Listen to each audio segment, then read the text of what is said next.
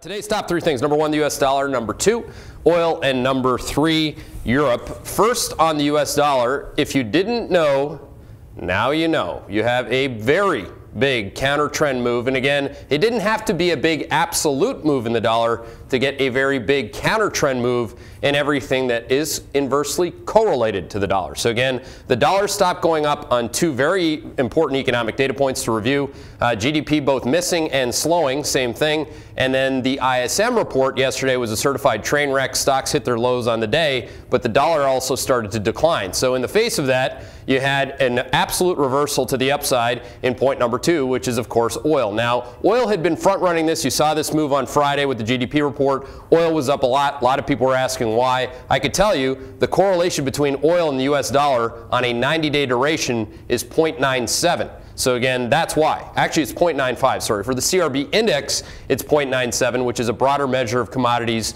and the inverse correlation trade. So again, understand where the math is, understand where the catalysts are.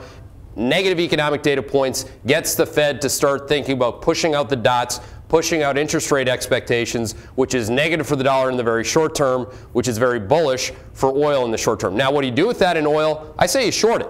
Anything north of 51 this morning on WTI, we're going to get an immediate term trade over bot signal with no support really to inside of 43. So again, a timestamp call that we put on the tape here this morning on that front. Finally, just hitting on Europe across the board.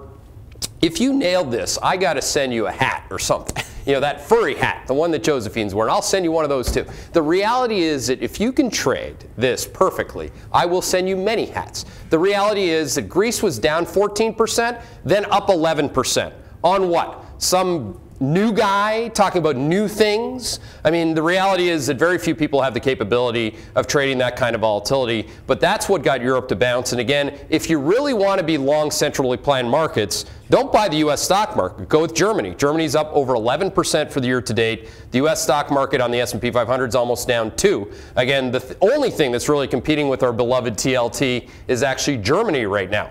So again, look at where the performance is. The performance does not lie. People do. And those are your top three things.